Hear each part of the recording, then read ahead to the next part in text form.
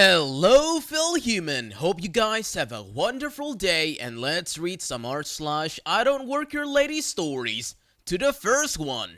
Karen punishes herself at the bakery. This takes place at a bakery where you basically serve yourself. You grab a tray and tongs, choose from the cases, then go to the counter to pay. There's a huge sign instructing you to serve yourself. It's not rocket science. This morning, I stopped by on the way to work to pick up some pastries to share with my coworkers. The bakery doesn't have the same things every day, so I was standing in the front of a bakery case with my tray and my tongs, trying to decide what to buy. In walked a lady who was talking on her cell phone. I think my mistake was in acknowledging her and smiling. I should know better. She pointed toward the case with the fruit Danish and said, "I'll take a dozen of those, just an assortment of flavors." And of course, before I could answer her back, she went back to her phone while wandering up to the register. So, if she didn't have time for me, I didn't have time for her. I walked to the case as far away from the Danish as I could get, chose an assortment of pastries for myself, and then walked up to the counter to pay. At that point, the lady at the counter was sort of rolling her eyes because phone lady hadn't. So I set my pastries down and she started to ring them up and back them up for me. That's when the phone lady finally pays attention, likely for the first time this year, and sees that there's no Danish on my tray.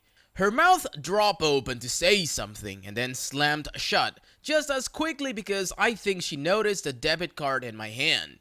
Then the strangest thing happened. She got even more interested in her phone call, sort of backed away from the counter and positioned herself so she was facing the corner of the room.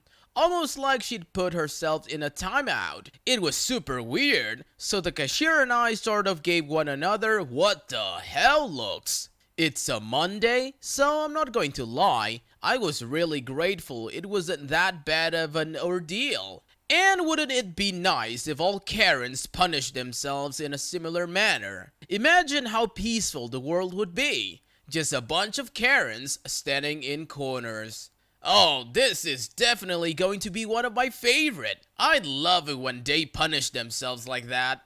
The second story. Entitled mother screams at me because I won't give her free groceries. I was at the supermarket and my purse collided with a precariously stacked tower of apples, sending them scattering. I picked them up and went on my way. M equals to entitled mother, EC equals to entitled child. I was just finishing up in produce when M cornered me. For context, I'm a senior woman and I was in a dress and pushing a cart of groceries. M: "Hey you!" Me: "Yes." M: "Where is the free fruit?" Me: no clue, sorry." M sarcastically: "Well, will you go find it please?" Me: I don't work here." M: "I just saw you stacking a display. I don't care if this isn't your department, but my kid is hungry. Where is the free fruit?" Me: Oh, sorry, I don't work here. Anyone in a green or black apron can probably help you." M: "No, I don't have time to wander around. You help me." Me slowly: "I do not work here. Good luck." EC: "You're stupid. You don't even know where the fruit is." If I had more presence of mind, I would have said, well, neither do you. But this kid was like 7 and I had to be an adult. Me: "Look, I can't help you." Turns to leave. M: "What's your name? I'm reporting you to the manager." EC: "Yeah." M: "Shut the duck up, EC." Very classy. Cursing at your 7 years old. I just walked away at this point. Okay, now this is where it gets interesting. I'm going to check out and I see M and EC in the next line over. EC is eating an apple and the cashier, I guess, has asked to scan it because M was yelling about how it was supposed to be free. Loud enough that other employees and a security officer had started to come over. Cashier: I'm sorry if there was some kind of miscommunication, but we don't have a free fruit program. Then she says one of the store employees told her it was free and was very rude to her. I don't love confrontation, so I'm trying to avoid her line of sight. No luck. Right there, that one. She told me it was free and she wouldn't help me. Me, looking around pretending like I'm trying to see who she's talking about. Oh, do not ignore me. I'm customer. Me, excuse me, are you talking to me? I don't work here. Sorry. She's lying. I saw her working here. Cashier, ma'am, she doesn't work here. You're going to have to pay for the apple, or I'm afraid I'll have to escalate the matter. She kept yelling, and I didn't buy much, so I just paid and got out of there ASAP. I hope she was banned. Crazy lady. Well, that kid will grow up to be the apple of their mother's eye. The third story. I don't work here, and neither does my dog. Here's a story with a difference that I always find funny to think of, but it needs a bit of an introduction. I used to volunteer for an organization that trains service dog for people with physical disability. For example, the dogs can help people in a wheelchair by fetching objects and opening doors. I was a puppy raiser, which meant I looked after a dog from when it was a puppy up until it was old enough to undergo its full training. A big part of the puppy raiser role involves taking your dog everywhere you go. You take it to work, you take it in cars, on buses, on planes. You take it shopping, you take it to restaurants, cinemas, bars, and libraries. You basically attempt to socialize your dog as much as possible, so that when it becomes a service animal, it won't get freaked out by people, places, cats, horses, elevators, heads, cameras, or anything else out of the ordinary. It also has to learn not to take a dump on the floor at Home Depot, which we had to learn the hard way, and for which I apologize to all concerned. Anyway, the other part of puppy raising is simple obedience training with commands like sit, stay, heel, leave it, lay down, shake a paw, etc. Because the dog is intended for someone with a physical disability, you cannot teach it with a tug of the lead. You have to give a voice command, and it has to be said firmly. When you tell the dog to sit, you have to put a tone of authority in your voice and say it as if you really mean it. So, to the story. One day I stop at a supermarket on the way home from work. I'm wandering the aisles with the dog who's wearing a high visibility doggy vest. I can see why they don't let animals into a food store, apart from the hygiene issues, because I can tell the smells are driving him wild. But he bravely holds his ground, as he should, and all is well until we reach the chilled food cabinets. I hear a snuffing noise and look down to see my dog with his nose pushed into the packets of bacon, evidently enjoying the glorious smell. Without pausing, in a loud deep voice, I issue the command for him to stop. Leave it. As I do that, out of the corner of my eye, I spot a lady freeze in the act of taking a pot of yogurt from the shelf. She slowly turns her head in my direction. I'm standing there with a dog in a high visibility vest, and I can only assume she thinks I'm security guard for the store or something. She stands motionless for a second, and then, to my amazement, carefully places the yogurt back on the shelf and squeaks out, "I'm sorry," as she slowly backs away.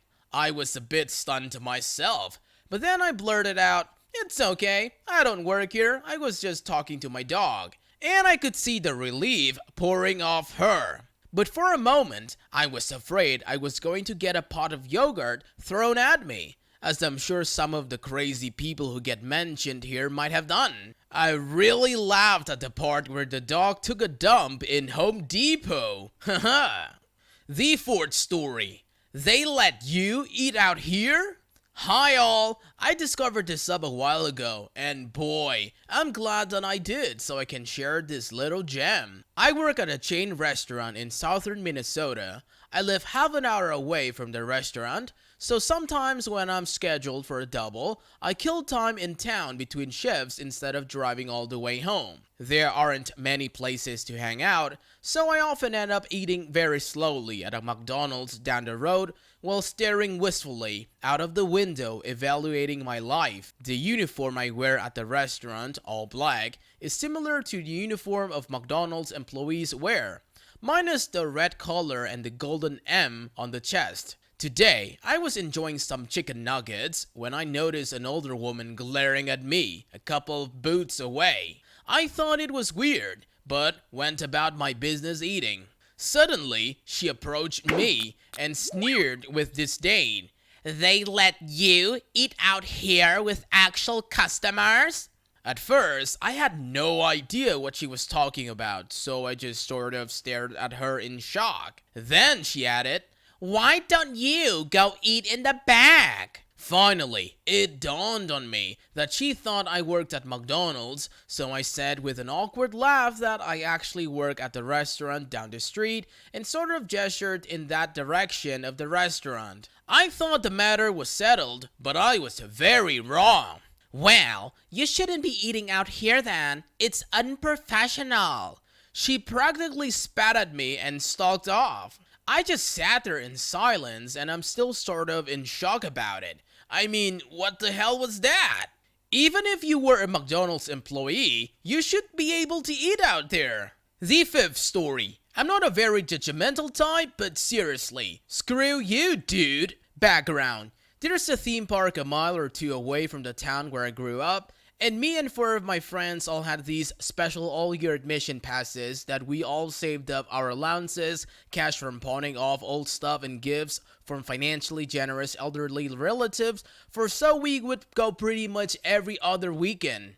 We were 13 at the time, and this was 2010. It's also worth mentioning that I'm pretty darn tall for a girl. In fact, I'm 6'3" today, and back then I was about 5'9" or 5'10", if memory serves, so mistaking me for an adult was within the realm of possibilities, even for someone who didn't happen to be a complete moron. The employees at this park wore different colored polos and t-shirts depending on where in the park they worked, as well as black or brown pants or shorts, and I was wearing a red t-shirt and brown shorts that day, which I was slightly concerned about at the time, but A, I was barely a teenager, so I wasn't expecting to be mistaken for an employee, and B, I really wanted to show off the new t-shirt to my friends, and C, if, on the off chance somebody did mistake me for an employee, I could just tell them I was a guest and they'd understand, right? Right? Wrong. I was so very hopelessly wrong. So this gaggle of young teen girls spent a whole day riding every ride, playing every game, and being scammed by every rigged arcade machine.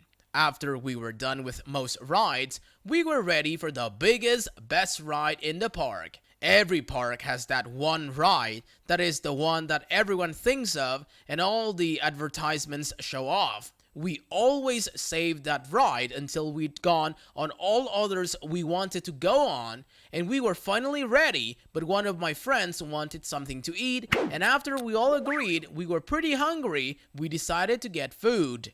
I had just gotten some fries and was walking away to meet my friends when someone tapped me on the shoulder, so I turned around. That's when my little minute in hell began.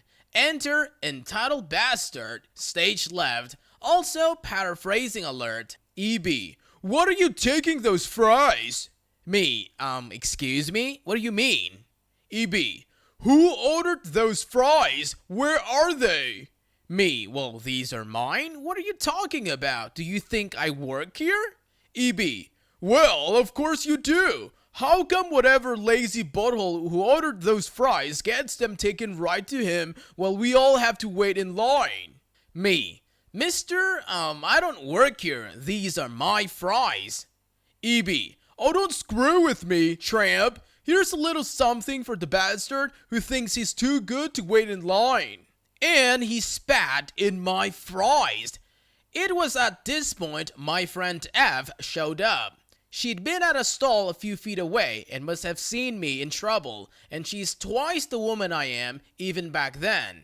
F, what is going on? My name? I didn't say anything. I was just kind of shocked. EB, on the other hand, was more than happy to speak up. EB, are you the one who cannot be bothered to wait for her food like everyone else? Well, kid, your precious fries are ruined, so get in line. F looked at my fries, immediately realized what had transpired, and grabbed the guy, who must have had at least 10 inches and 200 pounds on her, by his shirt, then said this to him. F, listen here, butthole. You just ruined my friend's fries, and you will pay for more, or else.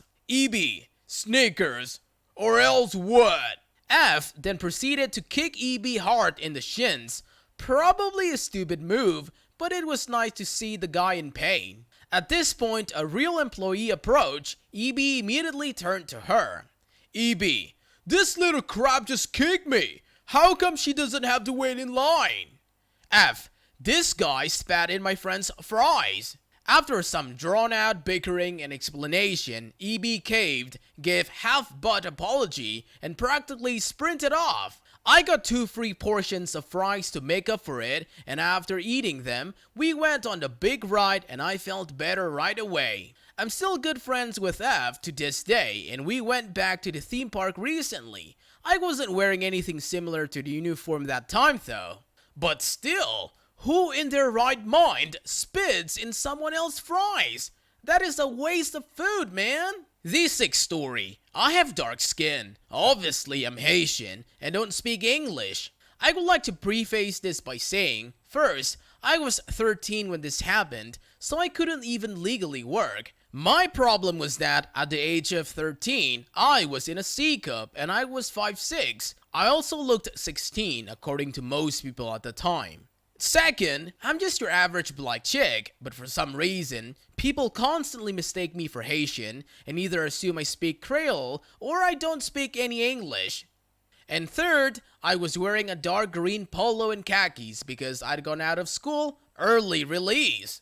So, on weekends, I was allowed to walk to the mall by my house so long as it was late morning to early afternoon, and I had to call my mom when I got to the store and when I was leaving. However, as stated above, it was early release day at my school and I got permission to go shopping for my mom when she picked me up. I'm at the place where shopping is a pleasure, aka Florida's Respawn Point, and I'm looking for cake mix. I have my headphones blasting because I was beginning my teen angst stage and I hated strangers, still kinda do.